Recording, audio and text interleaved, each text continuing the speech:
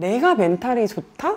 라는 평가를 받은 거면 난 진짜 발전했다라는 생각이 들더라고요. 나약함과 겁쟁이의 아이콘이었던 내가? 이런 생각이 들어가지고 제가 이렇게 좀 정신건강 및 멘탈이 좋아지게 된 이유, 멘탈 좋은 사람들이 어떤 행동 특징을 가지고 있고, 그리고 또 이 유약했던 제가 어떻게 이렇게 좀 정신력이 강해지게 됐는지에 대해서 한번 이야기를 해보려고 해요.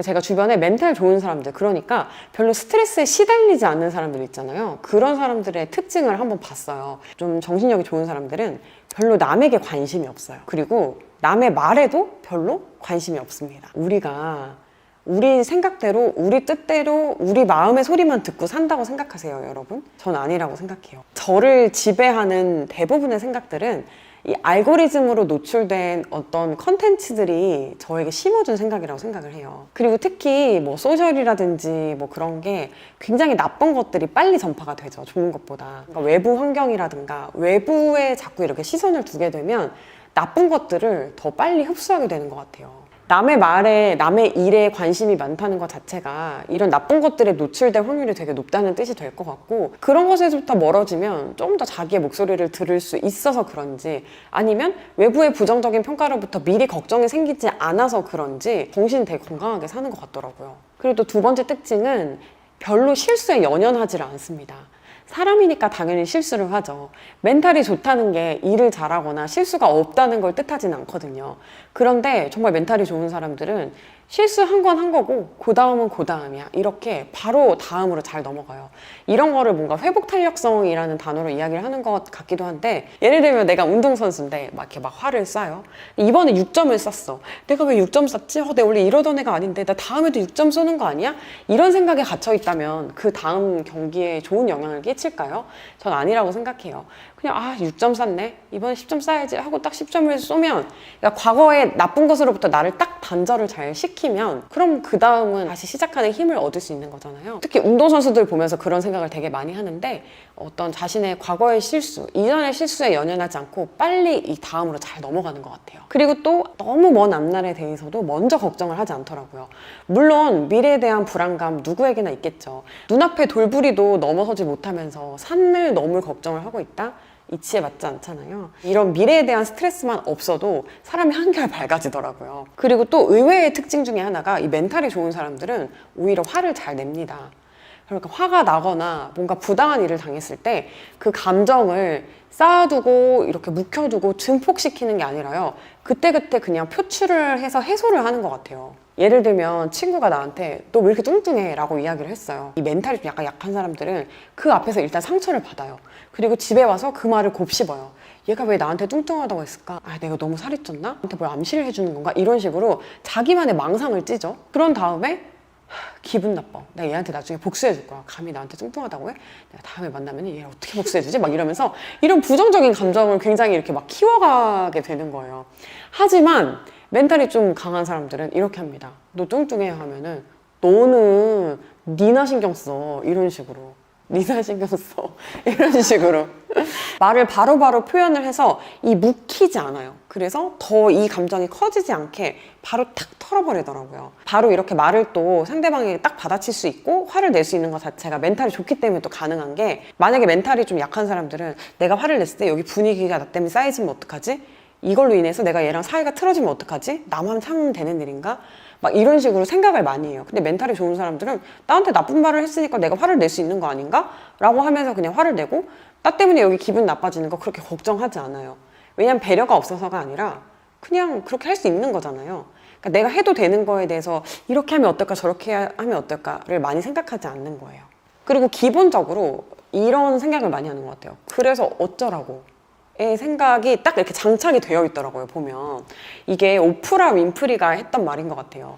내가 뭐 흑인이고 뭐 미혼모고 뭐 가난하고 그래서 뭐 어쩌라고, 그게 내가 앞으로의 일을 하는 것과 무슨 관계가 있지? 내가 가지고 있는 악조건과 내가 앞으로 할 일이 꼭 이렇게 인과관계가 있는 건 아니거든요. 이상한 인과관계를 짓지 않는 것, 그리고 그래서 어쩌라고, 그럼에도 불구하고 난 할 수 있는데? 라고 생각하는 것도 뭔가 멘탈 좋은 사람들의 특징 중에 하나인 것 같아요. 그리고 이 멘탈 좋은 사람들은 딱 보면은 뭔가 사고가 굉장히 유연하다는 거 알 수 있어요. 이게 이래야 되고 저게 저래야 되는 생각이 좀 없는 것 같아요. 그렇기 때문에 나에게 닥쳐오는 어떤 일들에 대해서도 그냥 이럴 수도 있고 저럴 수도 있고 뭐 이래도 내가 이렇게 하면 되는 거고 저래도 하면 되는 거고 이렇게 해결책을 찾는 방법으로 생각을 하지 어떻게 이게 이럴 수 있어 하면서 거기서 스트레스를 받고 충격을 받고 멘탈이 무너지거나 그런 일이 좀 적더라고요. 여러분들도 아마 이런 특징을 가진 사람들을 아마 주변에서 본 적이 있으실 거예요. 세상에는 이렇게 세 부류의 사람들이 있는 것 같아요. 태생이 그냥 원래 이렇게 약간 멘탈이 좋은 사람들 있죠. 그런 사람들이 있는 것 같고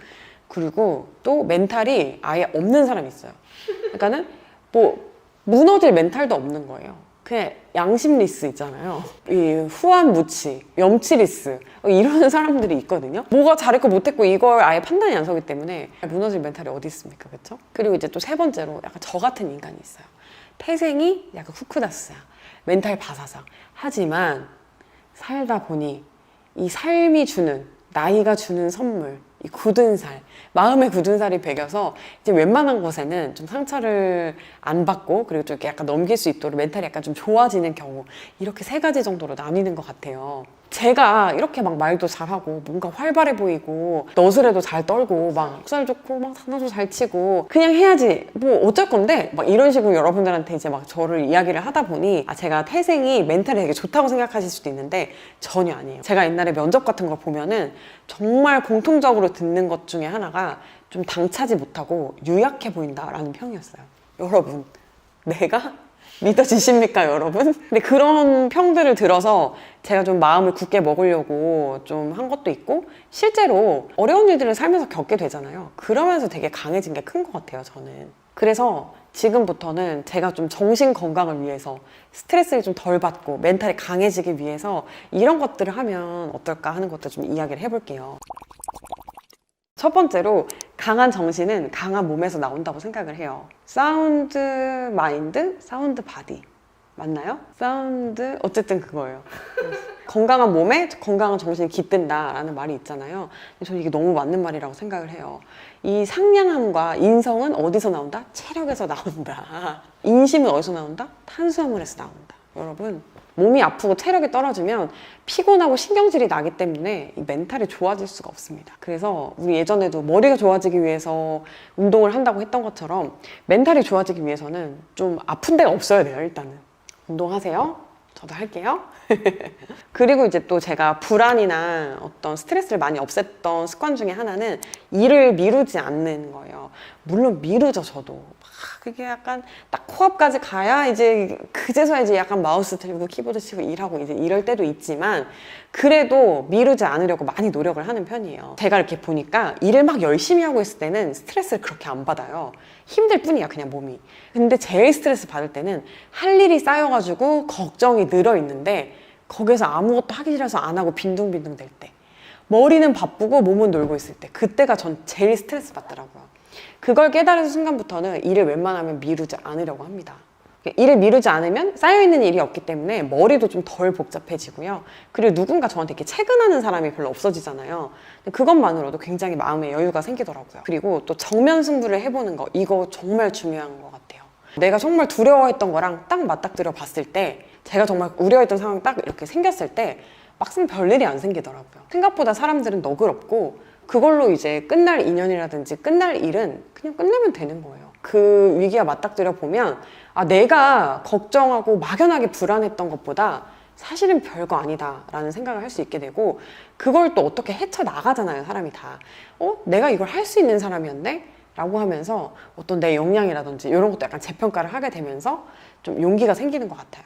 그리고 약간 비슷한 건데요. 진짜 무서워하는 그 공포와 일부러 맞닥뜨려 보는 거, 그것도 되게 중요한 것 같아요. 예를 들면 저는 어릴 때 고소공포증이 있었어요. 물론 지금도 있어요. 다리가 후덜거리고 높은 데 잘 못 올라가겠어요. 그래서 왜 그런 정글짐 같은 거 있죠. 그런 걸 잘 못했었어요, 무서워서. 근데 한 번은 너무 그런 제 자신이 싫은 거예요. 번지 점프를 하러 갔어요, 제가. 그 율동공원에 번지 점프가 있다 그래가지고 그걸 갔는데 근데 비가 왔나 이래가지고 안 해가지고 결국 못 뛰었어요. 근데 어쨌든 제가 가장 무서워하는 그런 두려움과 한번 딱 정면 승부를 해보려고 한 거잖아요. 그렇게 옛날처럼 막연히 그 높은 곳에 대해서 머리가 하얘지는 두려움이 좀 사라지더라고요. 그래서 그때부터 막 짚라인 이런 것도 하고 약간 할 수가 있게 됐어요. 막상 이렇게 내가 생각했던 두려움은 실제의 어떤 그 고통의 크기보다 굉장히 큰 것일 수 있으니까 발을 한번 담가보는 거, 그게 오히려 이런 불안감을 해소하는데 도움이 될 수 있을 것 같아요. 그리고 또 나는 걱정이 너무 많고 겁이 많은 사람이다, 미래에 대해서 쉴 수 없는 그런 생각들이 머릿속에 계속 이어진다라고 하면 차라리 최악을 대비해 놓는 것도 방법인 것 같아요. 안전망을 내 스스로 만들어 놓는 거예요. 그럼 내가 가장 아래로 떨어졌을 때가 어디인지 그 깊이를 알 수 있잖아요. 그렇기 때문에 좀 두려워하는 마음이 많이 사라질 수 있을 것 같아요. 이거는 좀 사람 성격 나름인데 진짜 걱정이 많으신 분들은 최악을 대비해 놓으면 좀 안심이 많이 되실 거고, 그리고 별 그런 걱정이 없으신 분들은 그냥 잘 될 거라는 생각만 하면서 앞으로 나가는 게 더 도움이 될 수도 있을 것 같고요. 빌리 아이리시라는 가수 있잖아요. 그 가수가 한 말이 너무 인상 깊었는데요. The fact that I'm gonna die one day and that everyone around me is gonna die and no one will remember me after a certain point makes me feel so good. Like, because I could do the best thing in the world and nobody would remember it ever, and I'll die and it won't matter, and everyone else around me will die and it won't matter. Or I could do the worst thing in the world and that won't matter because I'll die eventually. So you don't really have to worry that much.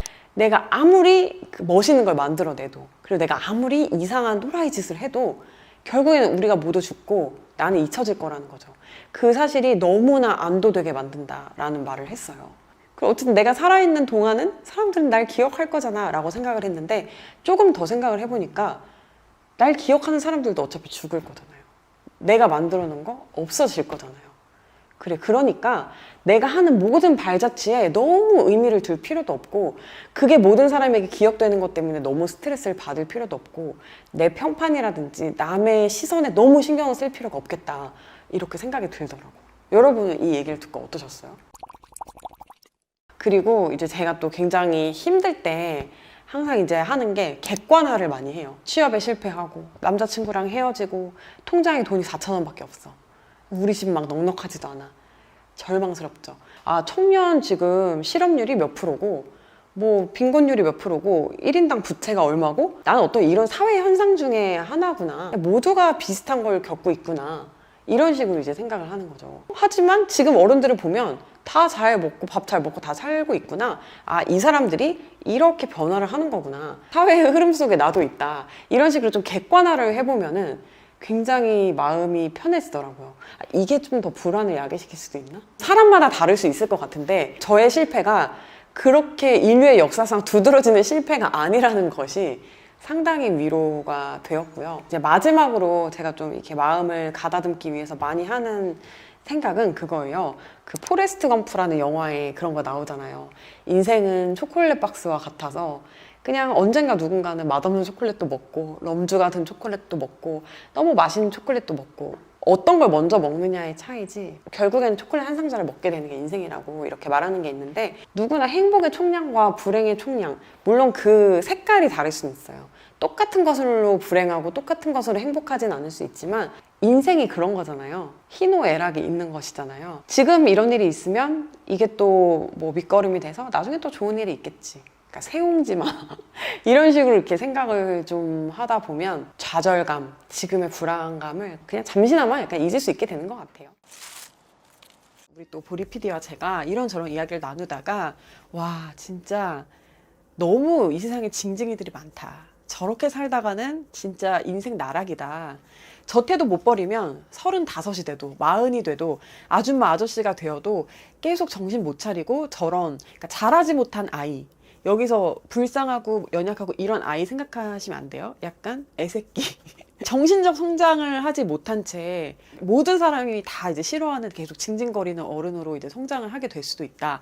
이런 이제 이야기를 하게 됐어요. 그러니까 제가 좀 이렇게 철이 든 거죠. 어떻게 보면은 이 IT를 좀 이렇게 벗고 그래도 한 단계 업그레이드 됐을 때 느꼈던 어떤 저의 고쳐야 될 점들, 이런 거를 한번 이야기를 해보려고 해요. 물론 이게 이제 뭐 댓글을 달아주신 분들이나 저에게 와서 고민 상담을 했던 분들을 뭐 비난하거나 그런 건 아니고요.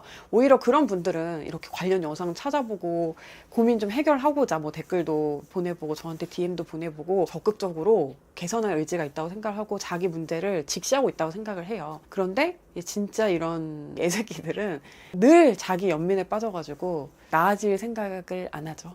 그게 어떤 계기로 정신이 차려지면 괜찮은데, 보통 그런 사람들이 정신을 차려서 삶을 뭔가 바꿀 수 있을 그 어떤 나이대에는 정신을 못 차리더라고요. 그렇다고 뭐 제가 되게 정신 잘 차리고 막 이렇게 잘 큰 어른이다 이런 것은 아니지만 내 앞가림 하면서 남한테 피해 안 주고 살고 있다고 이제 저는 생각을 하니까 뭐 또 오늘 꼰대질도 한번 해보겠습니다. 이거는 특히 제가 20대 초중반에 되게 많이 했던 짓이에요. 근데 이것만 안 했어도 내 인생이 조금 빨리 더 달라지지 않았을까? 내지는 내가 좀 정신을 차리지 않았을까 하는 거는 바로 매일 똑같은 친구를 만나서 매일 똑같은 고민을 답도 안 나오는데 서로 불행 배틀, 하소연 이런 거를 맨날 하고 있었던 거. 그 시간이 저는 너무너무 아까워요. 자, 일단은 우리가 좀 고민이 생기면은 이거를 기분을 일단 풀고 싶은 게 먼저죠. 뭐 회사에 가서 내가 큰 실수를 했어. 그래가지고 이것 때문에 내가 지금 회사를 때려쳐야 되나, 이 회사를 좀 계속 다녀야 되나 뭐 고민을 하고 있어요. 근데 이거를 같은 입장에 있는 친구들끼리 고민을 막 이렇게 나누면 그치, 나 인생만 그런 것도 아니지, 너네 회사도 그지 같지 이러면서 마음이 좀 편해지고 약간 쟤보단 내가 난데? 이런 생각이 들으면서 잠시 잠깐 위안은 될 수는 있어요. 그리고 나만 이런 상황에 처한 것이 아니라 우리 모두가 다 지금 시궁창이다 라는 것으로 잠깐 이제 뭐 마음이 괜찮아질 수는 있지만 이게 해결이 되나요? 남이 불행해진다고 해서 내가 안 불행해지나요? 특히 이제 사회초년생이라든가 이럴 때는 답을 알기가 되게 어려워. 왜냐면 누구도 경험해보지 못한 일인 거잖아요.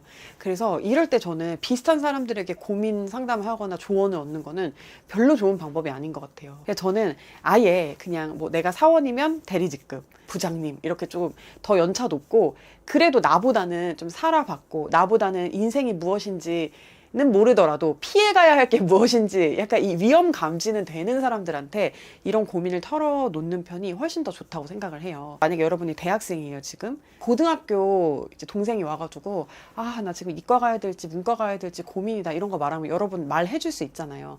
최소한 그 친구가 피해야 하는 거는 말해줄 수 있잖아요. 마찬가지예요. 여러분이 대학생인데 그냥 같은 대학생인 같은 학년인 친구가 와서 내가 지금 삼성을 가야 될지 현대를 가야 될지 모르겠어 이렇게 말하면 여러분 답 내려줄 수 있어요?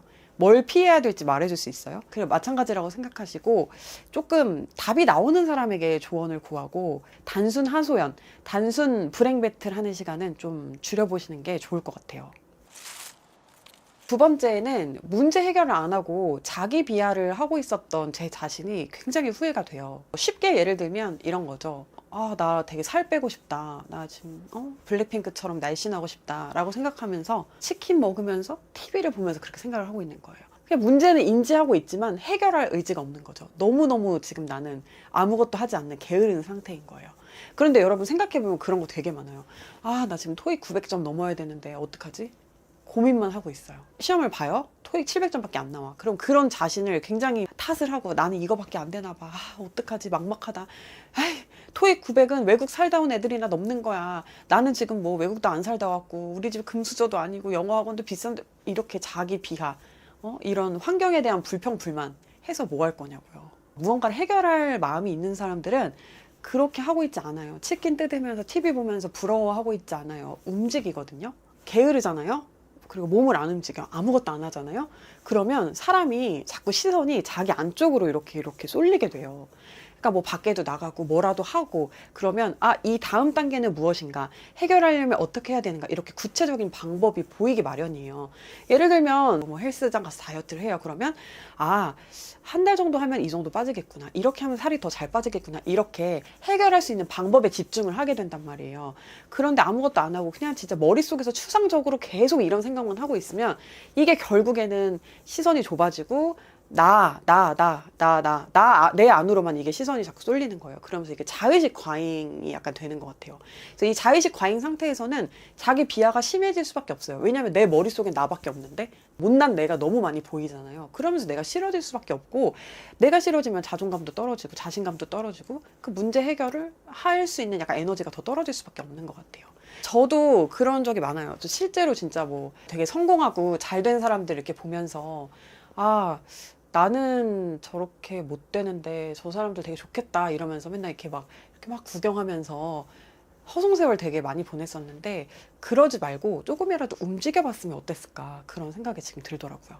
그리고 비슷한데 또 되게 안 좋았던 것 중에 하나가 애매한 상태에서 나를 좀 방치했던 거였던 것 같아요. 예를 들면 이런 게 있을 수 있을 것 같아요. 연애를 하는데 이 사람과 뭔가 썸 타는 게 이게 조금 오래됐어요. 왜냐면 나는 충분히 그 사람이 좋은데 그 사람이 뭔가 이렇게 결정을 해주지 않고 딱 마음을 정확하게 보여주지 않아가지고 그냥 이렇게 좀 약간 답보 상태가 되어 있는 거예요.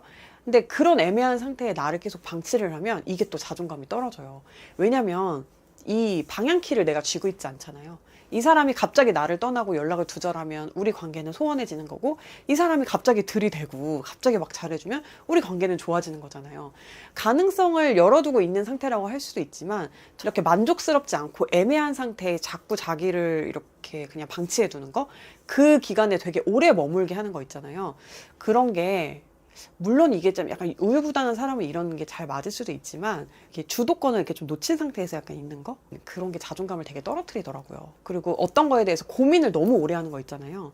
근데 사실은 이걸 할까 저걸 할까 해보면 답이 나오는 건데 그냥 고민만 되게 오래 하고 있는 거, 이런 것도 정말 시간 낭비인 것 같아요. 그냥 항상 만족스러운 결정을 할 수는 없어도 어떤 결정에 대해서 내가 열심히 살아가고 거기에서 만족감을 느끼면 전 그게 행복이라고 생각을 하거든요. 혹시 불행해질까봐 이렇게 선택을 좀 미루고 애매하게 사는 거, 그거는 여러분들이 조금 안 하셨으면 좋겠다는 생각이 들어요.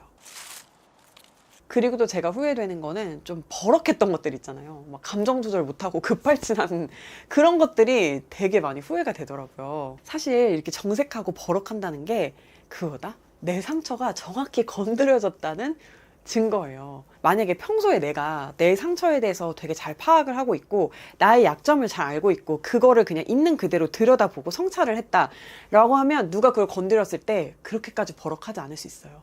예를 들면 내가 좀 탈모야. 근데 내가 이걸 되게 잘 알고 있어. 그리고 난 이쪽에 머리가 없구나. 난 왜 이러지? 좀 스트레스를 받더라도 누가 야, 너 대머리네? 탈모네? 라고 했을 때 맞아, 나 여기 약간 여기 머리 빠지고 있어. 이렇게 대처하면 되는데, 이거를 내가 나 탈모인 거 알지만 나 자꾸 약간 애써 외면하고 있어. 자꾸 나를 이렇게 들여다보지 않으려고 했는데 누가 너 탈모기가 있다 이러면은 너는 무슨 소리 하는 거야? 막 이러면서 약간 이렇게 급발진을 하게 되는 거예요, 사람이. 약간 얘는 조금 애매하지만 무슨 말씀인지 아시죠, 여러분? 우리가 사회생활에서 결국 사람들을 대하고 뭔가 사람들과 뭐 협동을 하든 경쟁을 하든 이 관계 속에 있으려면은 상처를 받을 수밖에 없어요. 그런데 이 상처에 또 의연하게 대처하는 것도 되게 어른의 자세라고 생각을 하는데, 이렇게 내가 내 장단점을 잘 알고 있지 못하면 남들이 지적하는 말에 흔들을 할 수밖에 없는 거예요. 그러니까 이렇게 감정 조절 못하고 약간 이게 이렇게 되는 거거든요. 그리고 이제 저는 여기에서 이어가지고 내 단점이나 컴플렉스를 너무 숨기려고 하는 것도 좀 약간 자존감이 떨어진다고 생각을 해요. 그러니까 너무 이런 컴플렉스를 막 너무 이렇게 숨기려고 꽁꽁 하는 것도 일단은 불가능해요. 사람들은 겁나 똑똑하거든. 다 알거든요. 불가능하고 이런 거 오히려 약간 쿨하게 말하는 게 조금 더 멋있는 것 같아요. 단점을 잘 알자. 감정 컨트롤을 잘 하자라는 이야기였습니다. 그리고 또 저는 저의 모습 중에 되게 싫고 후회되는 것 중에 하나가 약간 이게 말 많은 소녀와 연관이 되기도 하는데, 전 되게 자기 설명을 약간 많이 하는 편이었던 것 같아요. 왜냐면 오해를 되게 받기가 싫었고, 그리고 나를 순서대로 차근차근 이해를 시켜야 한다고 생각을 했어요. 그러니까 남들은 결국에는 나를 좋아하는 사람은 내가 이상한 짓을 해도 그냥 이해를 하고요. 나를 싫어하는 사람은 내가 아무리 설명을 하려고 해도 나를 오해하거든요. 그냥 그 사람 보고 싶은 대로 보는 거예요, 원래. 그런데 이 사람이 오해를 하면 그게 제 잘못이라고 생각을 했던 것 같아요. 그래서 이걸 뭔가 막 장황하게 자꾸 저의 디테일에 대해서 이렇게 막 설명을 하려고 했던 게 좀 후회가 돼요. 왜냐면 난 그냥 나로 있으면 되는 건데 뭐 그렇게 나에게 관심 없는 사람들에게까지 나를 설명하려고 했는지, 뭘 그렇게 나를 이렇게 드러내지 못해서 애를 썼는지, 그게 저는 조금 후회가 되더라고요. 삶에 대해서 주관이 없어서 그랬던 것 같아요. 내가 가는 길에 대해서 정확한 이렇게 인지가 있으면 그냥 그 길을 걸어가면 되고, 그냥 그 길에 대해서 누가 물어볼 때 설명을 하면 되는데, 나도 지금 갈팡질팡한 거야. 그러니까는 막 이렇게 가니까 누가 물어보면은 이게 왜 그런 거냐면 하면서 이렇게 나한테 설명을 하는 걸 이렇게 남한테 하는 거죠. 그렇게 됐던 게 아닌가 싶어요. 그래서 사실은 인생의 방향성을 되게 어린 나이부터 잡고 그렇게 가는 거는 쉽지 않은 일인 것 같아요. 저도 지금 저한테 누가 너는 어떤 삶을 살고 싶어? 너는 인생관이 뭐야? 라고 물어보면은 이 머리에 이렇게 새 이렇게 떠다니는 거 있잖아요. 약간 이렇게 되기는 해요. 하지만 그런 생각을 좀 내가 미리미리 하고 나만의 좀 철학을 가지고 있었다면은 그러면 좀 더 좋지 않았을까라는 생각이 드네요. 그게 진짜 쓸데없는 얘기 많이 안 했을 텐데. 그 이렇게 또 쓸데없는 얘기를 하잖아. 그럼 집에 오잖아. 그럼 또 겁나 이거 또 되짚어봐요. 그리고 막 후회를 한다. 아니 내가 왜 나 혈액형 B형인 것까지 처음 만난 사람한테 왜 얘기했지? 나 왜 일남 일녀 중에 장녀인 것까지 내가 왜 말했지? 약국 아저씨한테? 약간 이런 그런 생각이 이제 드는 거죠. 그리고 막 이렇게 너무 자기 설명 많이 하는 사람 멋이 없잖아요. 좀 이렇게 상상할 여지를 주는 게 약간 멋있으니까, 매력 있으니까. 그리고 마지막 진짜 과거의 저를 이렇게 정말 안아주고 싶기도 하고 진짜 싸대기를 때려가지고 정신을 차려라 이렇게 말해주고 싶기도 한 거는 이게 가장 정말 제 인생에서 버러지 같은 그런 요소인데요. 뭐냐면 바로 열등감이에요. 이게 또 이렇게 또 설명을 하자면 뭐 상황마다 다를 수 있는데 저는 항상 이게 뭔가 용의 꼬리보다는 뱀의 머리가 나은 것 같다는 생각을 해요. 왜냐? 최소한 열등감이 적어. 뱀의 머리는. 그죠? 근데 이제 저의 뭔가 인생을 돌아봤을 때 약간 용의 꼬리로 산 적이 좀 많았던 것 같아요. 특히 성인이 되고 나서는. 그러다 보니 이제 나보다 더 나은 환경에서 시작한 친구들, 나보다 더 좋은 것을 누리는 친구들, 나보다 더 뭐 선천적으로 잘난 친구들, 이런 친구들을 이렇게 막 많이 보면서 아, 나랑 급이 다르다. 나 왜 그랬나 몰라 진짜. 이런 생각을 왜 했나라고 생각을 해보면 제가 너무 어리고 세상을 잘 몰랐던 것 같아요. 나보다 조금이라도 나은 게 있는 사람들은 뭔가 대단한 게 있는 사람들처럼 이렇게 넘겨짚고 아 그래 쟤네는 저러니까 잘 되지 나는 저런 걸 갖지 못했으니까 나는 안 돼.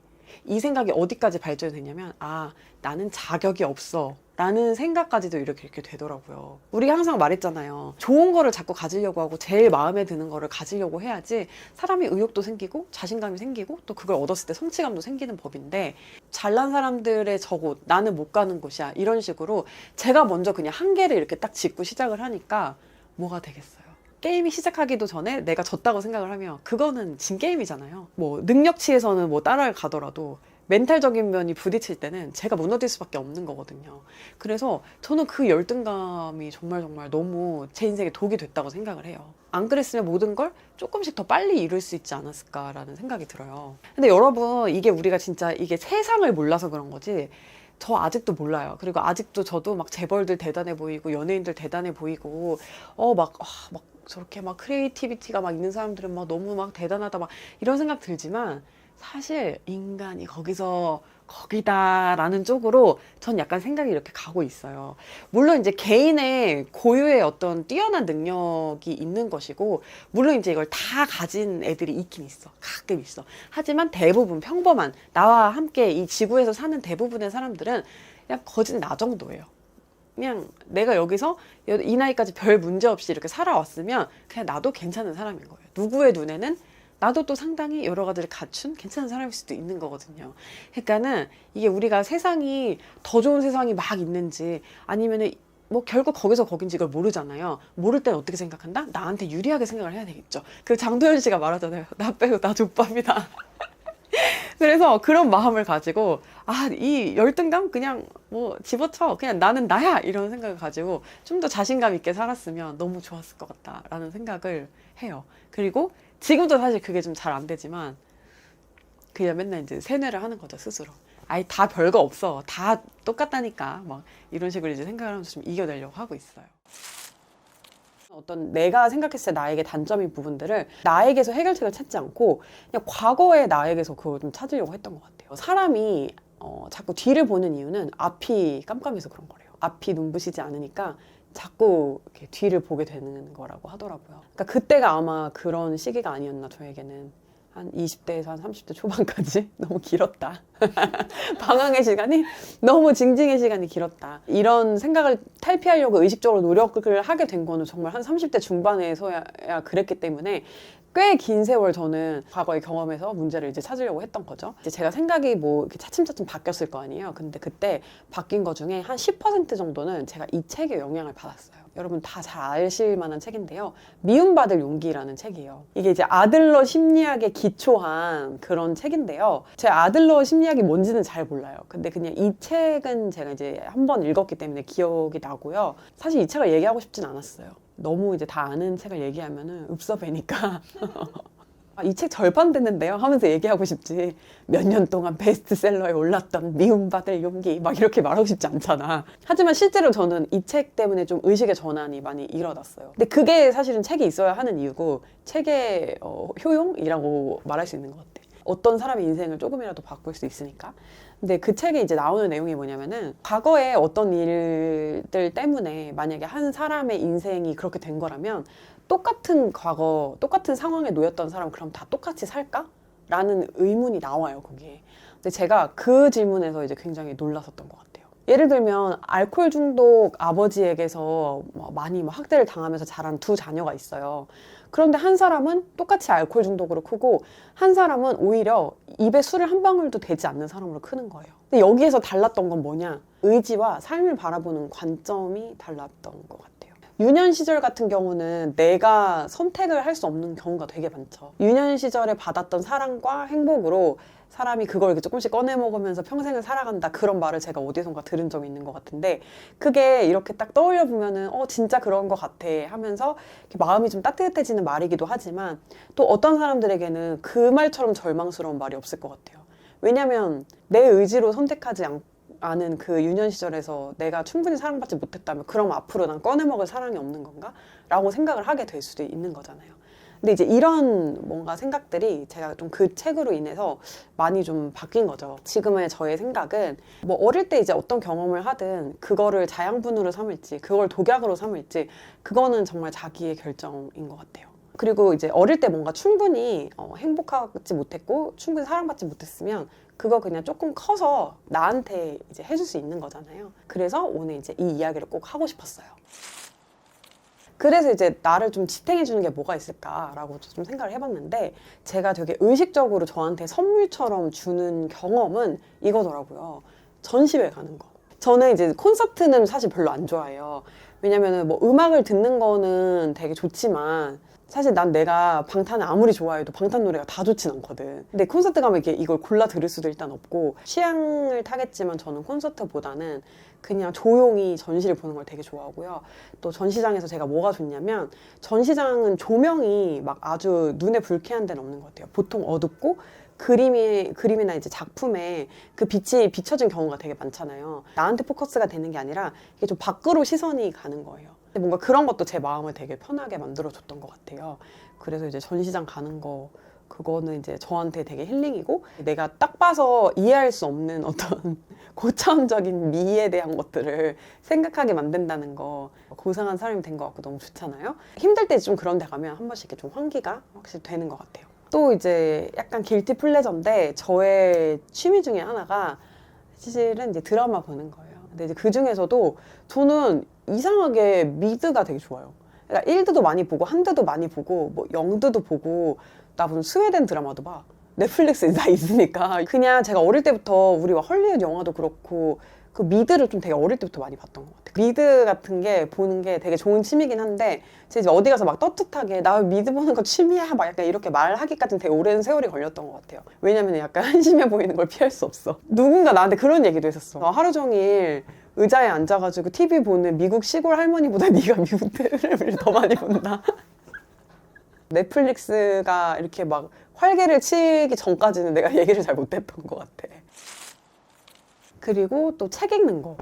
농담이 아니고 이거는 제가 1년에 몇 번 이렇게 얻을 수 없는 어떤 기쁨인데, 책을 되게 몰입해서 읽을 때가 있어요. 그리고 그걸 읽다 보니까 막 뒤에 약속도 싫고 뭐도 싫고 다 싫고, 그러니까 뒷일을 잊고 싶을 정도로 빠져들 때가 있는데 잘 없어요, 사실. 왜냐면은 야, 솔직히 막 유튜브에서 떡볶이 이만큼 넣고 그거 다 먹고 있는 게 재밌지, 책 이게 글씨 하나하나 읽는 게 뭐가 재밌어. 그렇잖아. 더 자극적이고 재밌고 신선한 콘텐츠들이 많은 세상에서 책에 몰입하기가 되게 쉽지 않은데, 하지만 그럴 때 이제 책에 빠지는 거는 또 좀 다른 매력이잖아요. 이거는 내가 받아들이는 시각적, 청각적 정보일 뿐이지만, 책은 이렇게 세계가 하나가 더 펼쳐지는 느낌? 다 내가 상상하는 거니까. 그래서 그때 이제 빠져서 봤을 때 어떤 그런 희열 같은 게 있고, 그리고 저는 기분이 아주 안 좋거나 정말 답이 안 보일 때는 책을 읽어요.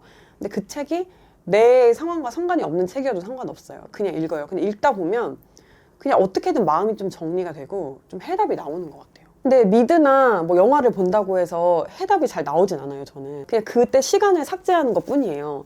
근데 책은 이게 아무래도 내가 이걸 보고 있지만 멍 때리면서 볼 수 없잖아요. 계속 머리를 굴리면서 보니까 무의식 중에서 문제 해결을 하는 것 같아요. 거기에 어떤 해답이 나와 있을 수도 있고 책에 그냥 약간 이렇게 두뇌 활동 계속 하다 보니까 그렇게 좀 해답이 나오는 것 같아서 그냥 이런 것도 저한테는 되게 큰 자산이 되는 것 같고, 그리고 되게 이제 사랑스러운 모먼트들이 있잖아요. 그런 순간들이 있잖아요.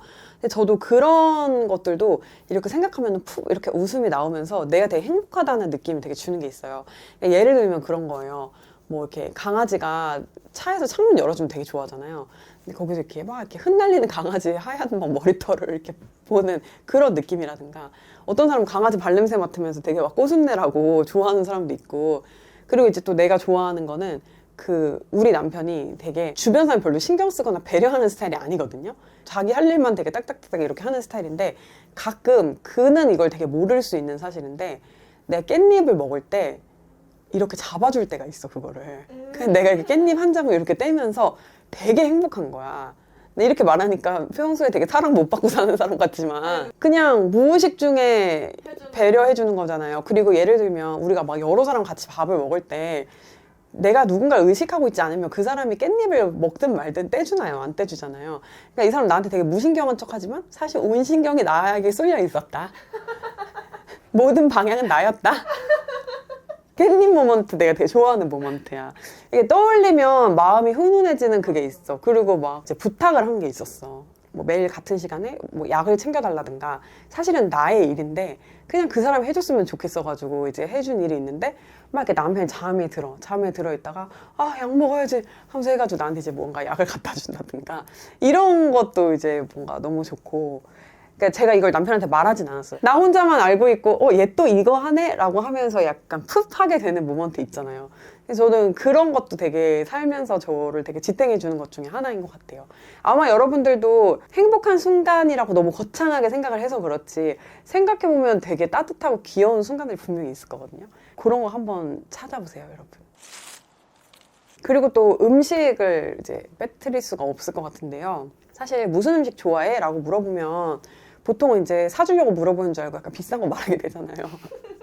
등심? 막 이러고. 아니면 이제 좀 뭐 자주 먹는 음식, 떡볶이 뭐 이런 걸 말을 하게 된다든가 그럴 텐데, 그런 음식들도 물론 이제 너무너무 힐링이고 나를 지탱해주는 거지. 나의 뼈와 살과 피를 만들었으니까 그런 음식들이. 근데 약간 지금 고추장 흐를 수도 있어, 피에.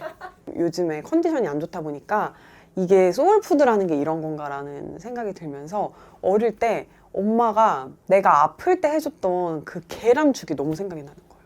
근데 우리 집 계란죽 레시피는 다른 집 계란죽 레시피랑 약간 달라가지고 계란이 약간 좀 살아있었거든? 거기다 이제 엄마가 김치 이렇게 해주면 딱 먹는 그 맛이 너무 좋은 거예요.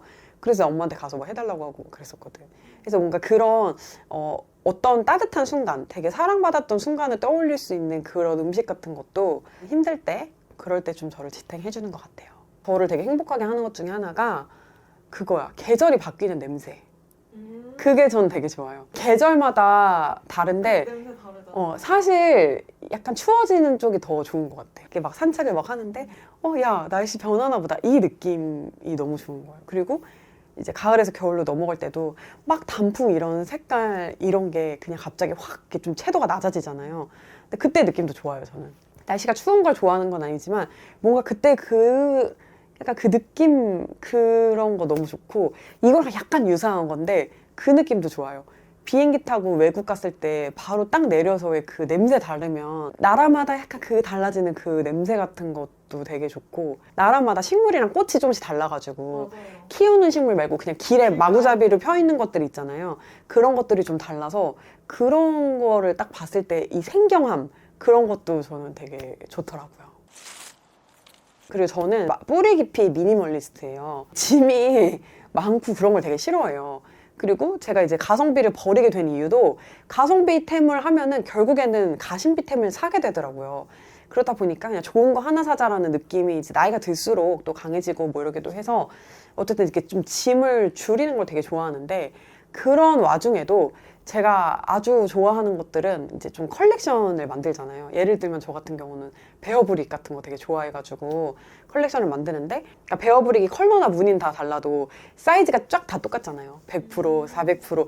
근데 그 균일함에서 오는 안정감이 엄청 있는 것 같아요. 개성이 있긴 있어, 한 개 한 개 다. 하지만 똑같은 그 틀 안에서의 개성, 거기서 오는 만족감이 있어서 제가 좀 베어브릭을 좋아하는 것 같은데, 그런 컬렉션 모으는 거, 막 꼭 비싼 게 아니더라도 여러분들도 막 어떤 분들은 뭐 연필 모으고, 어떤 사람들은 막 셔츠를 약간 톤별로 막 촉감별로 길이별로 막 이렇게 모으는 사람도 있고, 그러니까 뭐든 하나쯤 이렇게 좀 좀 귀하게 보관하고 있는 것들이 있을 거예요. 내가 내 삶을 되게 잘 가꾸고 내가 나에게 좀 약간 사치를 부리면서 사는 것 같은 느낌이 들어서 그런 것도 저는 너무 좋아요.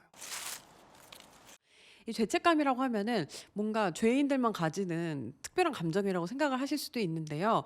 사실 여러분들 일상생활에서 많은 것들이 이 죄책감 때문에 비롯이 된다는 거, 요거 모르고 계셨을 수도 있을 것 같아요. 제가 예전에 무슨 책을 하나 읽었거든요. 근데 사람이 감정이 가지는 뭐 에너지 레벨인가 뭐 그런 거에 대해서 이렇게 풀어놓은 그런 책이었던 것 같아요. 내용이 지금 잘 기억이 안 나요. 왜냐면 저도 이렇게 하면서 일부만 읽었기 때문에.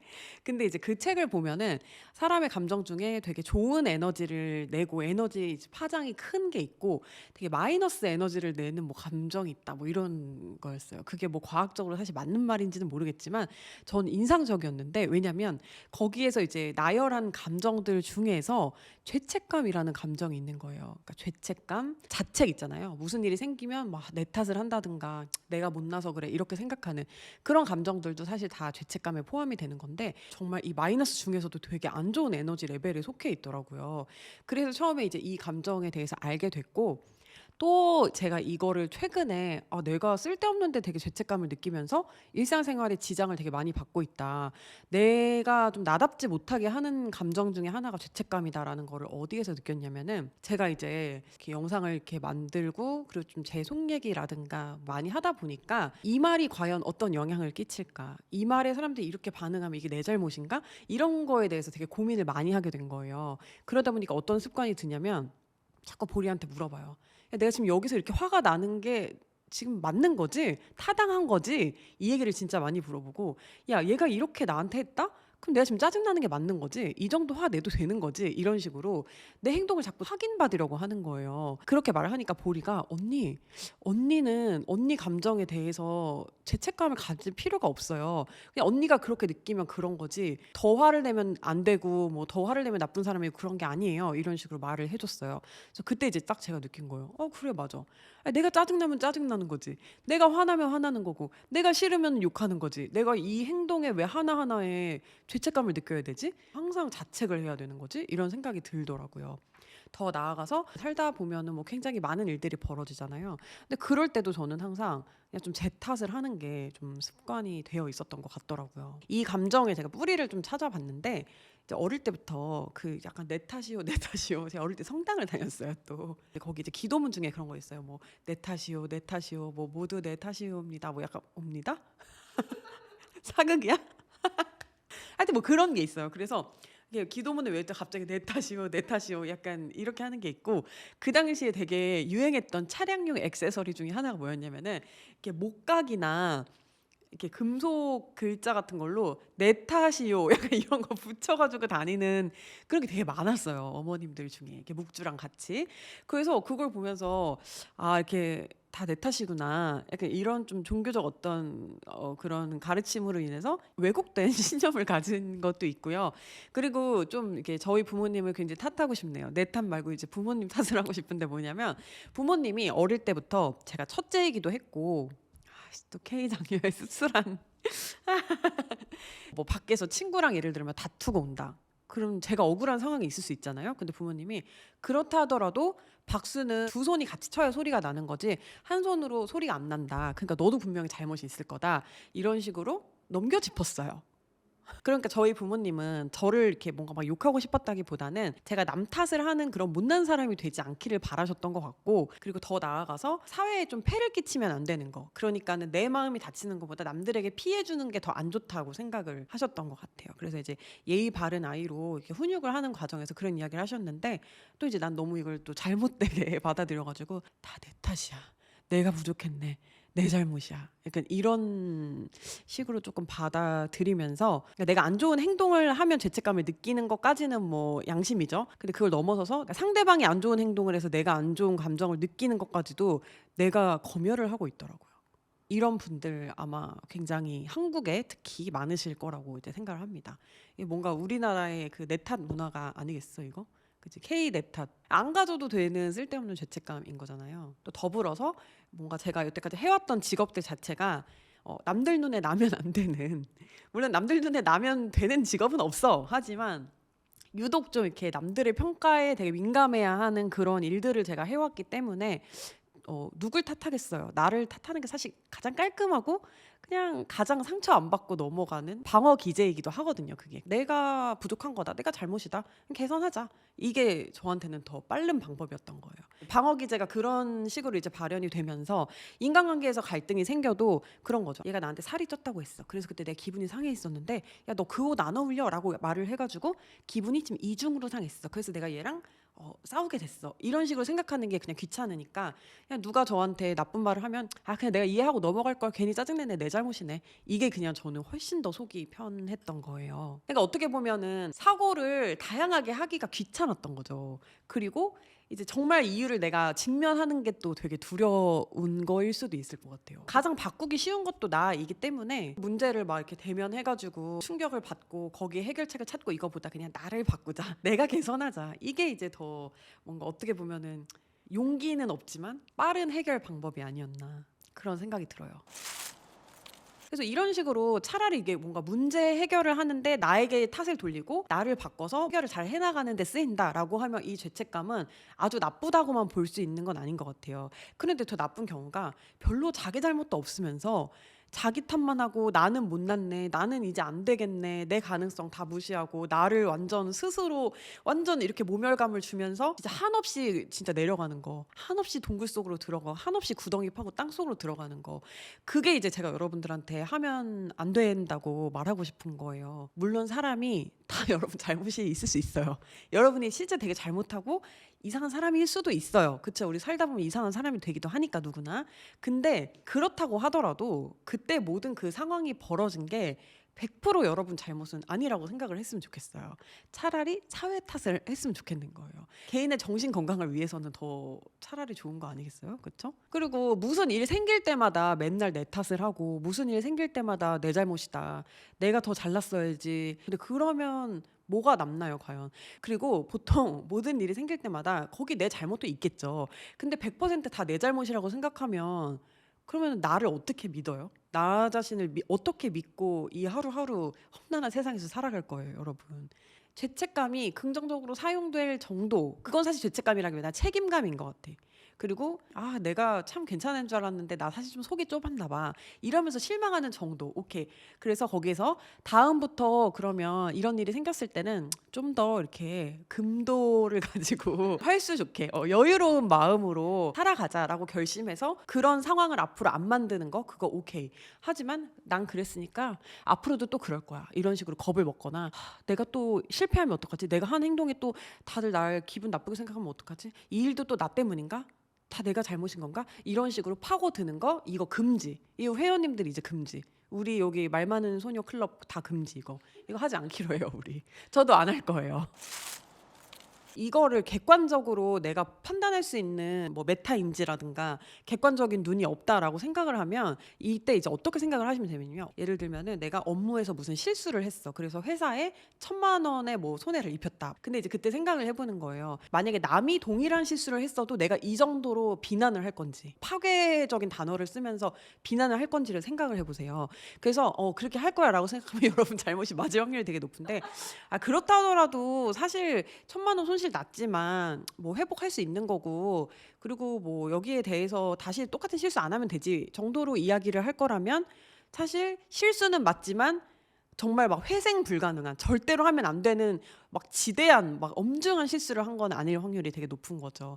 그리고 야, 일하다 보면 당연히 그런 일 벌어지지. 야, 거기에 쭈그러들어 가지고 다음 일 더 자신감 있게 못 하는 게 잘못이야 라고 말을 해줄 수 있을 만한 일이다 라고 생각하면 그건 별로 큰 실수가 아닐 수 있는 거죠. 여기서도 또 약간 메타인지 없어 가지고 모든 일에 다 실수 아니야 이러면 안 돼, 이러면 절대 안 되는데, 일단 자책감이 많은 사람은 메타인지가 없는 게 아니라 오히려 자기에 대한 확신이 없는 거기 때문에 그런 식으로 한번 객관적, 그러니까 내가 남이 돼서 나를 한번 바라보세요. 그러면은 아무래도 이제 그 죄책감이 조금 덜어질 수 있을 것 같아요. 그리고 이거 진짜 제가 자주 쓰는 방법이기도 해요. 저는 이제 인간관계 때 이 죄책감이 되게 문제였다고 했잖아요.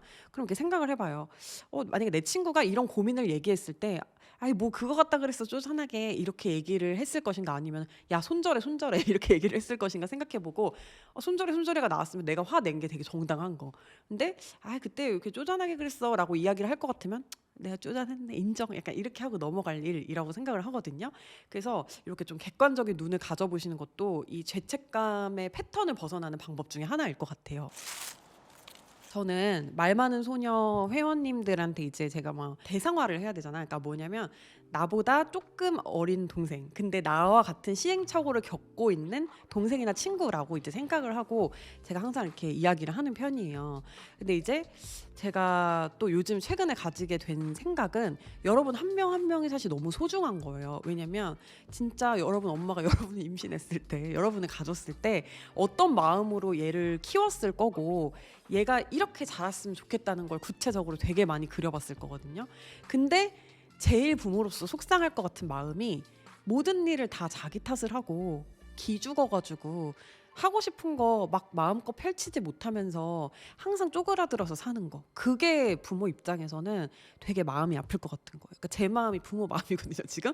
여러분들 그런 게 제일 싫어요. 차라리 저 못된 놈, 저 못된 년 이런 소리를 듣더라도 그냥 몰라 난 이게 즐거운데 내 맘대로 할래 으아 이렇게 망나니처럼 사는 게 이 전자에 비해서는 이 부모 마음으로 좀 마음이 덜 아픈 거예요. 그래서 저는 여러분들이 괜히 쓸데없는 자책, 죄책감을 가지고 이 에너지 레벨도 되게 막 저 아래에 있고 되게 안 좋은 에너지이고 삶에도 특별히 도움될 게 없는 이 감정을 좀 버리고 그냥 좀 당당하셨으면 좋겠어요. 그리고 특히나 어떤 행위에 대해서 죄책감을 가지는 것보다도 내 감정에 대해서 죄책감을 가지는 거는 진짜 안 하셨으면 좋겠어요.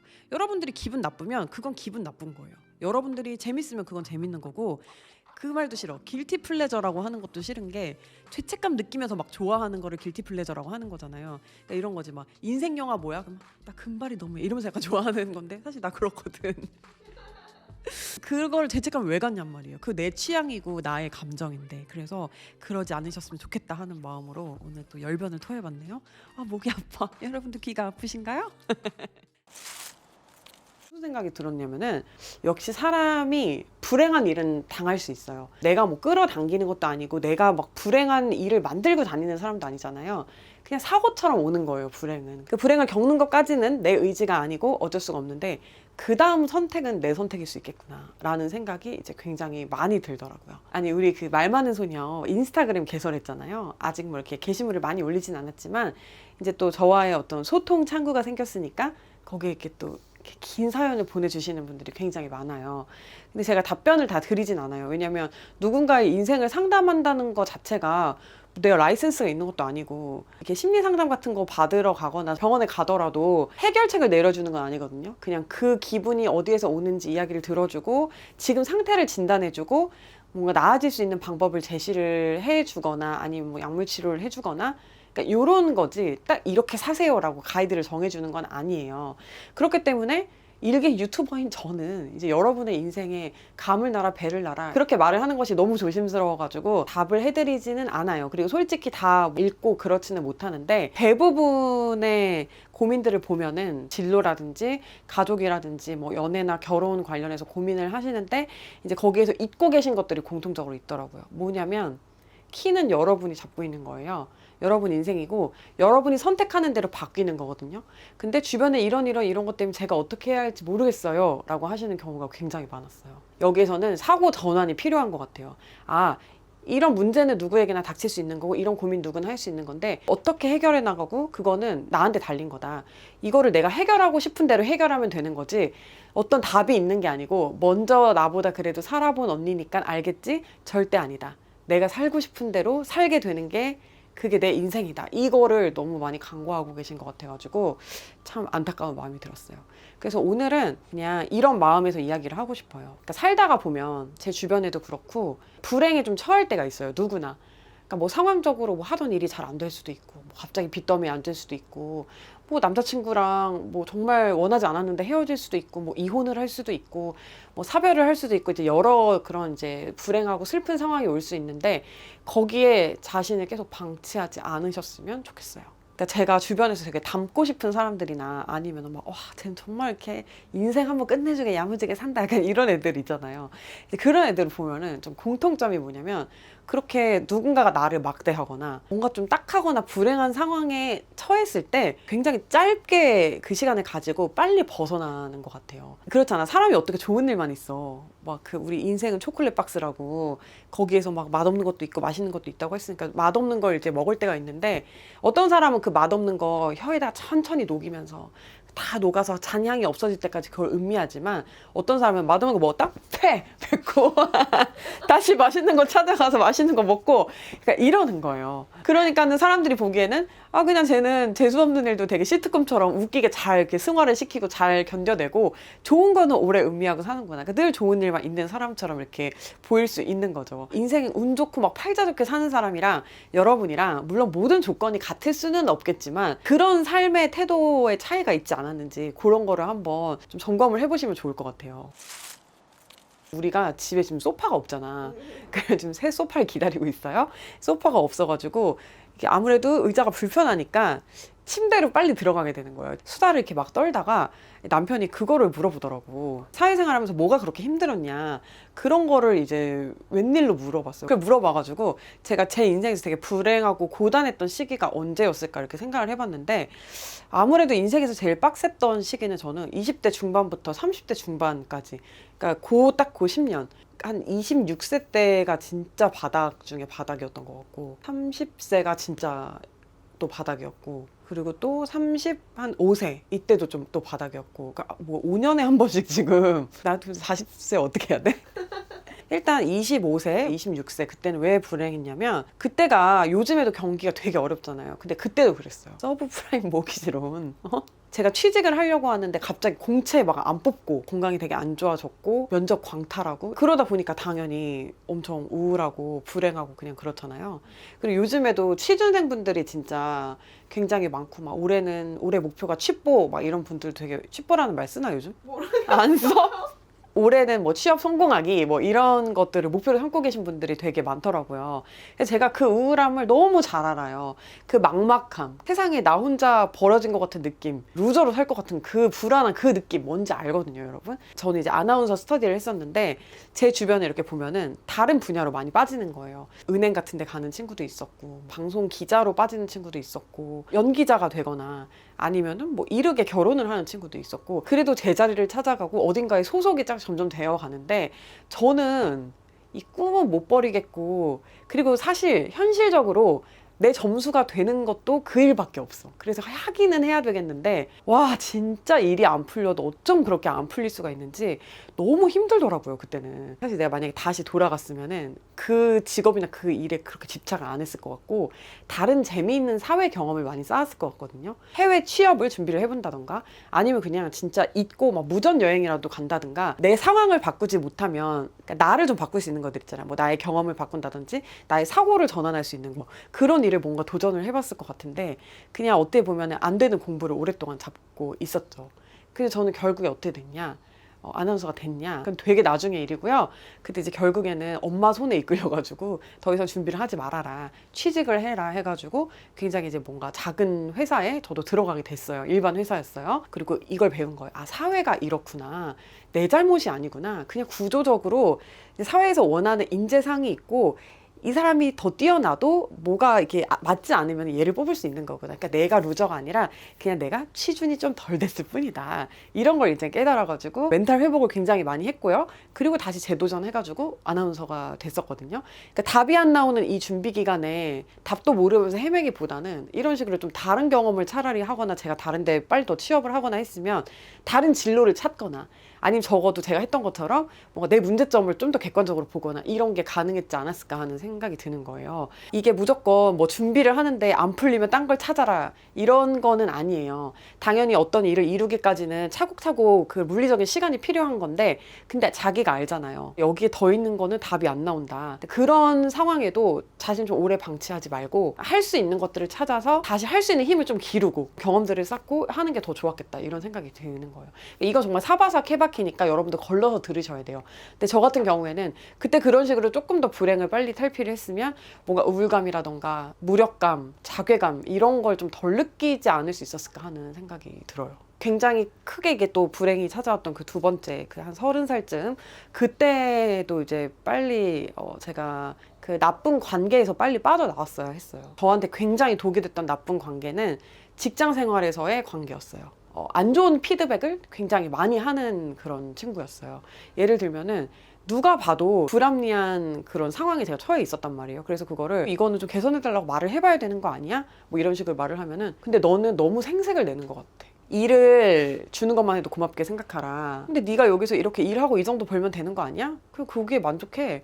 이거 하고 싶은 애들 널리고 깔렸어. 그런 식으로 이제 얘기를 하면서 뭔가 저의 노력을 전혀 인정하지 않고 자존감을 되게 막 뭉개는 거죠. 그리고 제 외모 같은 거 막 되게 지적하고 사실 누가 봐도 나는 굉장히 열심히 하고 있고 내 스스로도 더 할 수 없다고 생각할 만큼 최선을 다하고 있고 기쁘게 이 일을 하고 있는데 가장 측근에 있었던 사람들이 그렇게 나쁜 식으로 피드백을 하니까 내가 되게 잘못된 사람이라는 느낌이 드는 거예요. 그리고 나의 부족한 면만 계속 꼬집고 근데 그 부족한 면은 이게 누가 봐도 부족한 면이 아니라 그냥 그 사람 마음에 안 드는 면 그거를 야 사람들이 너 이렇게 생각하잖아 사람들이 너한테 이런 얘기 하니까 네가 이렇게 안 되는 거야 이런 식으로 이제 계속 뭐 이야기를 들었던 거예요. 만약에 제가 지금 이 알고 있는 거 모든 걸 다 알고 그때 돌아가 있다면은 당당하게 이야기를 할 것 같아요. 난 이것 때문에 내가 인정받고 있다고 생각하는데 이렇게 말을 이렇게 딱 당당하게 해줘야 되는데 이 사람의 의견에만 너무 귀를 기울이고 나는 열린 마음으로 피드백을 받아야 하는 사람이야 라는 것에 갇혀가지고 제 자신을 너무 학대를 한 거죠. 그런 생각 빨리 버리고 제가 거기를 빨리 좀 탈피를 했어야 되는데 그러지 못했던 게 지금 엄청 후회가 되고 그리고 지금 지나서 생각해보니까 남들은 나한테 그냥 나쁜 말을 할 수 있다? 근데 나는 나를 그렇게 화살을 맞도록 이렇게 대주면 안 되는 거였어. 나는 나를 그렇게까지 상처받게 두면 안 되는 거였거든. 그러지 못했던 게 그게 되게 미안한 거죠 이제 스스로. 그러니까 그 상황에 그렇게 욕바지로 오래 냅뒀다는 게 참 스스로한테 정말 미안하고 여러분들은 진짜 그러지 않으셨으면 하는 그런 또 경험이었어요. 한 30대 중반 정도에는 어떤 위기가 찾아왔냐면 그 나이라는 이제 청춘이 끝났다는 그 또 생각에 갇힌 거예요 제가. 이게 참 되게 건방진 태도인데요. 누구를 보면은 그냥 너 그럼 너 나이가 혹시 어떻게 돼? 이렇게 물어봐서 30몇 살 진짜 젊다. 야, 아직 젊다 야 너 막 이런 거 있잖아. 난 텄어 이제. 나의 어떤 꽃다움 생기 이런 거 이제 다 끝났다. 이제 이거에 이제 갇혀가지고 진심으로 나보다 한두 살이라도 젊으면 너무 부러운 생각이 드는 거야.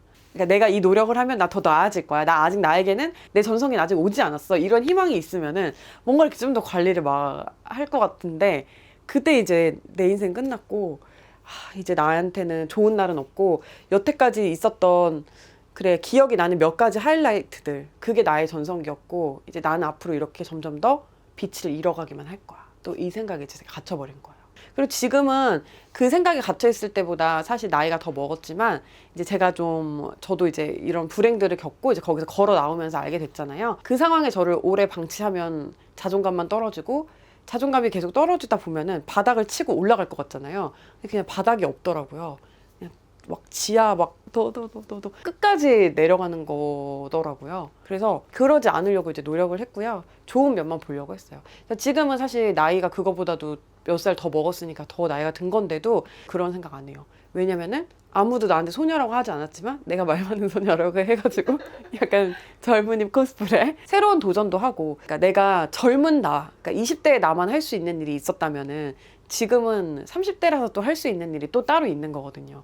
그리고 지금 이 하루하루가 너무 아깝고 또 나이가 더 들면 어떻게 살아가야 될지 되게 막막하지만 분명히 그때 그 스테이지에 가면은 40대에 내가 할 수 있는 거, 50대에 내가 할 수 있는 게 있겠지라고 이제 생각을 이제 많이 하게 되는 거죠. 그리고 사실은 우리가 되게 불행해서 잘 빠져나오지 못하는 이유 중에 하나가 어떻게 보면 너무 정해진 길을 걸어가는데 익숙해서 그런 것 같아요. 어떤 사람은 그냥 왜 오솔길 있잖아요. 숲이 막 이렇게 옆에 있는데 이렇게 길이 나아져 있는 데 있죠. 거기만 이제 걸어가는데 익숙한 사람이 있고, 어떤 사람은 삶의 태도 자체가 그냥 망망대해, 배 띄워. 그래서 내가 가고 싶은 데가 방향이야. 바람이 부는 대로 갈 수밖에 없어. 이렇게 삶을 사는 사람이 있잖아요. 이 상반된 두 가지 태도는 이 사람이 어떤 위기에 처했을 때도 굉장히 다른 결과를 줄 것 같아요.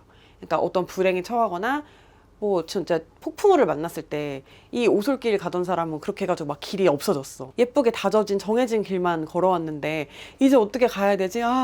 이렇게 하는 거고, 야, 원래 길 없이 가던 사람은 어디 가다 보면 가는 게 길이지, 이제 이렇게 가게 되는 거잖아요.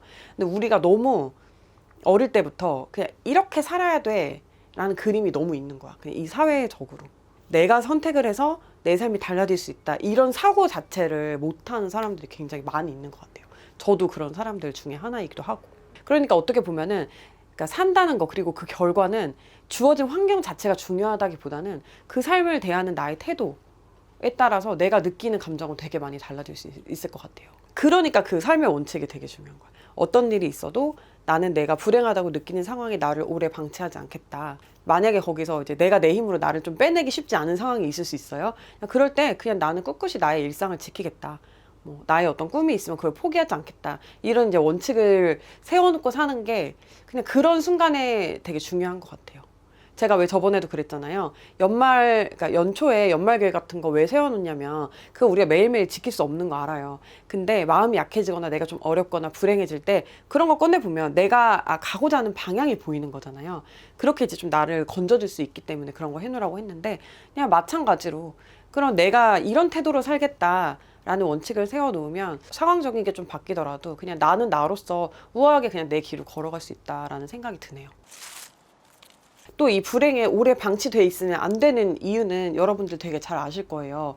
왜냐면 사람이 그런 대접에 익숙해져요. 이 나쁜 놈아, 나쁜 놈아, 나쁜 놈아 이러면 처음에 기분이 나쁘다가도 나중에 그냥 나 나쁜 놈인가 보지 뭐 약간 이런 식으로 사람이 익숙해져요. 어떤 것에든 다 되게 쉽게 익숙해지는 게 사람이잖아요.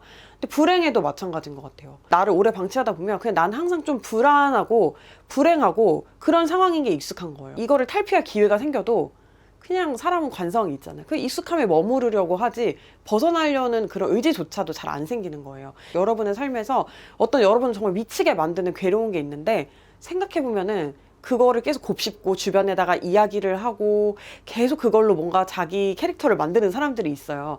그거 재밌는 거잖아요, 지금. 동정하는 사람들의 눈이 좋고 나한테 관심 가져주는 게 좋은 건 거잖아요. 그냥 그런 식으로 자꾸 연민을 사고 나 스스로를 연민의 눈으로 바라보면서 그렇게 그냥 불행한 사람이 되어가는 거예요. 내가 이 불행을 견딜만 하다고 해서 거기에 계속 정말 있지 않아야 하는 이유는 그냥 나중에는 벗어나오지를 못하게 되는 것 같아요. 그거에 너무 익숙해져 버리면. 제 예전의 모습만 봐도 진짜로 그냥 거기에 딱 갇혀가지고 주변을 하나도 보지 못하고, 그러니까 내가 빠져나갈 수가 없다고 생각을 했던 것 같아요. 그런데 살면서 당연히 해야 되는 거는 없어요, 이 세상에. 뭐 천륜도 사실 저버릴 수 있는 게 인간인데 당연한 건 없거든요. 그래서 여러분들을 불행하게 하는 무언가가 있다면 그거를 계속 곱씹지도 말고 누군가 그걸 나타나서 해결해 줄 거라고 생각하지도 말고, 나보다 현명한 사람은 답을 알지 않을까? 여러분 인생인데 누가 답을 알겠어요. 그렇게 생각하지도 말고 그냥 그거를 정말 짧게 끝낼 수 있는 방법, 그리고 나를 괴롭히는 그것에서 좀 해방될 수 있는 방법을 좀 주체적으로 찾아보셨으면 좋겠어요. 불쌍한 여러분이 되지 않으셨으면 좋겠습니다. 그래서 이제 딱 떠오른 말이 있어요. 뭐냐면은 뭐 SNS 같은 데에서 이렇게 둘러보다 본 말인 것 같은데, 명심해라. 뭐 너의 삶이 재미없으면 남의 인생을 가지고 놀게 된다. 뭐 이런 문구를 본 것 같아요. 봤지 그런 거? 뜨끔하지 않은 사람 있어요?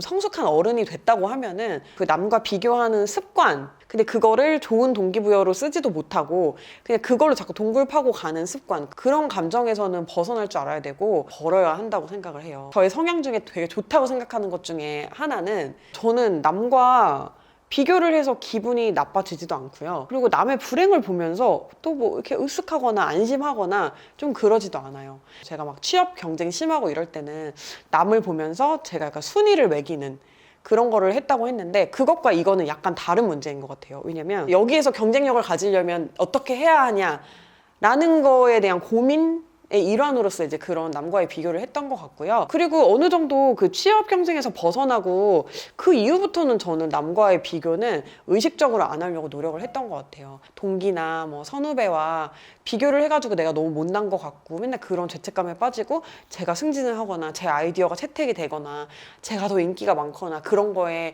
마음 쓰이고 흔들리시는 분들 계실 거예요. 내가 쟤보다 왜 열등한지, 내가 쟤보다 더 왜 나은지 그런 거를 계산해봤자 그게 답이던가요? 아니잖아요. 그리고 저는 어느 정도 뭔가 일이 이렇게 잘 되고 하는 데는 좀 운도 되게 따른다고 생각을 하기 때문에 그냥 저 사람과 나의 그런 비교 자체가 얼마나 의미가 있나 이런 걸 생각을 해보면은 사실은 뭐 이렇게 큰 의미는 없다 이렇게 결론이 내려져가지고 저는 일단 비교를 그때는 이제 의식적으로 좀 멈추려고 굉장히 노력을 많이 했던 것 같아요. 그리고 너무 그게 싫어. 남을 보고 경쟁심을 느끼거나 주눅 들어 있거나 이러면서 거만해지거나 그런 내 모습이 너무 못나 보이고 너무 싫은 거, 그게 사실 가장 커요. 그냥 아 쟤는 저런가 보다, 그렇다고 뭐 내가 더 어떻게 되는 건 아니잖아, 이런 식으로 이제 생각을 바꾸기로 했었고, 제가 또 항상 말씀드렸던 아 저 사람과 나는 장르가 다르다, 저 사람과 나는 강점이 다르고 쓰임이 다르다라고 이제 의식적으로 계속 생각을 하는 거예요. 못을 박는데 망치를 가져와야지 가위를 가져와가지고 못을 박을 순 없잖아요. 박을 수는 있겠지. 하지만 최적화된 쓰임은 아니잖아요. 그런 것처럼 사람마다 어디서든 다 쓰임이 다른 건데 같은 역할에서 같은 사람이, 그리고 그 사람만 늘 빛날 이유는 없다고 생각을 해요. 그냥 각자 다 사람마다 그 무슨 뭐 캘리포니아는 몇 시고 뉴욕은 몇 시입니다 막 그런 거 있잖아요. 다 시간도 다르고 우리가 꽃이라고 생각했을 때 봄꽃이 있고 여름꽃이 있고 가을꽃이 있고 뭐 겨울꽃이 있다 이런 말들 있잖아요. 그런 뻔한 진리를 우리는 이제 알면서도 그게 이렇게 막 와닿지 않기 때문에 계속해서 이렇게 뭔가 남과의 비교를 통해서 자기가 살고 있는 모습에 안심을 하거나 자기의 결핍을 깨달으면서 불안해하거나 이런 식으로 비교를 하게 되면은 이 안 좋은 걸 계속 왔다 갔다 이렇게 하면서 사는 그런 사람이 되는 것 같아요. 그리고 남의 인생 자꾸 이렇게 되게 들여다보는 거에 시간 많이 할애하는 사람들 있죠. 특징이 되게 자기 연민에 잘 젖는 거예요. 비교를 하다 보면은 내가 불쌍하잖아요. 무의식 중에 나는 내 편이니까 자꾸 저 사람을 나쁜 사람으로 막 이렇게 가해자로 몰고 자기는 이렇게 자꾸 피해자가 이렇게 되는 거예요. 그냥 그 사람은 나를 알지도 못하는 사람일 수도 있고 너를 불행하라고 내가 행복을 과시하는 게 아닐 수도 있고, 그러니까 그게 세상 모든 게 그냥 다 불편해지고 근데 모든 기준이 완전 무슨 뭐 3살 애기처럼 자기가 되어버리는, 그러니까 남들은 막상 별로 그 사람 신경 쓰거나 그 사람한테 뭐 해를 끼치거나 아니면 나한테 뭐 상대적 박탈감을 느껴봐 짠 막 이렇게 하는 게 아닌데 자기 혼자서 괜히 막 비교하다가 상대적 박탈감 느끼고 자기 연민에 빠져가지고 아이고 나는 불쌍해, 아이고 나는 뭐 보호를 받아야 돼, 난 더 행복해야 돼, 그러다 이제 급발진해서 자격지심 부리고. 그렇게 폭발하는 거 아니야. 그런 말이 있어요. 인생에는 답은 있다. 근데 정답은 없다. 라는 말이 있는데 저는 최근에는 그 말이 되게 좋더라고요. 왜냐면은 사람마다 어떤 가치관을 가지고 사는지, 뭐 어떤 형태로 사는지, 그리고 뭐 어떤 속도로 사는지 그건 다 자기 마음이잖아요. 남들이 다 이런 속도로 살고 있다고 해서 내가 그 속도로 살 필요는 없는 거예요. 제가 되게 인상적이었던 게 최근에 이제 어떤 뭐 EBS에서 한 다큐를 하나를 봤는데 그게 책으로도 나와 있어가지고 밀리에서 돼 있어요. 유료 광고 아닙니다. 안녕 동백숲 작은 집이라고 하는 책이에요. 어떻게 보면은 그 현대 문명을 거부해. 그리고 동백숲에 이제 들어가. 장흥인가 여기가 뭐 그렇다 그랬어. 그래서 거기 이제 부부가 들어가요. 그래서 전기도 없고 가스도 없고 수도도 없는 곳에서 그냥 뭐 계곡에서 물 길러가지고 먹고, 그리고 아궁이에 불 때워가지고 요리하고요.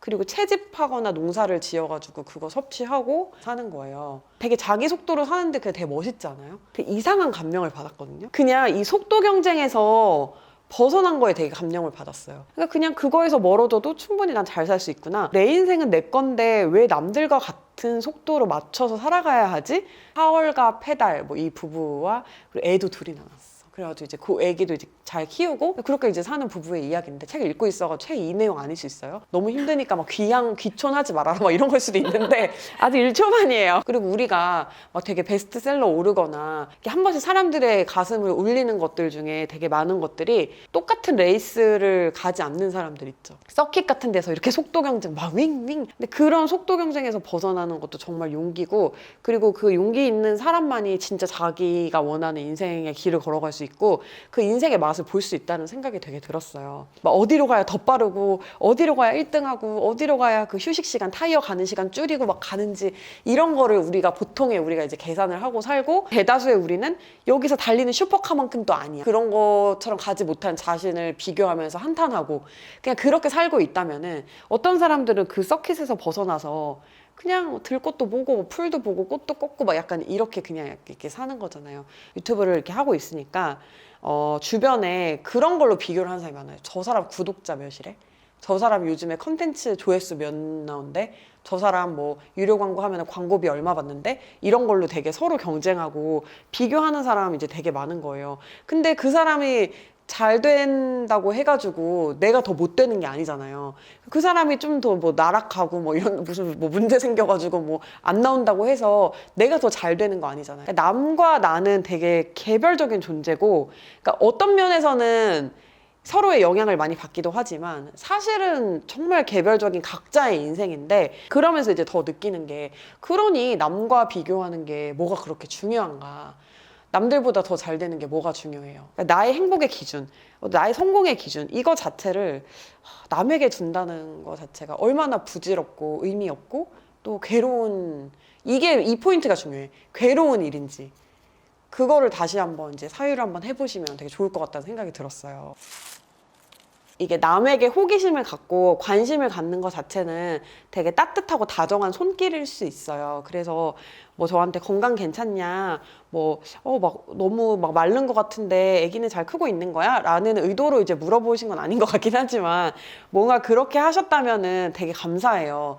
그리고 전 잘 지내고 있어요. 그리고 물어보신 분도 건강하게 잘 지내시길 저도 너무 축복하는데 근데 만약에 그게 아니라 쟤도 막 뒤룩뒤룩 쪘으면 좋겠는데 약간 이런 약간 못된 심보로 물어봤거나 그런 의도였다면은 누구도 불쾌할 수 있는 일이라고 저는 생각을 합니다. 제가 행복하다고 해서 그분이 더 행복하거나 덜 행복해지지 않는다는 거 별 의미가 없다는 거를 깨달으셨으면 좋겠어요. 그리고 뭐 가끔 이제 댓글이나 뭐 DM 같은 걸로 자꾸 동료와 비교가 되고 잘 되는 친구들을 보면은 힘들고 특히 취준생들 막 이러면은 누구 한 명 잘 되면은 그 단톡방에 이제 앞으로 말 안 올라오고 막 그런다면서요.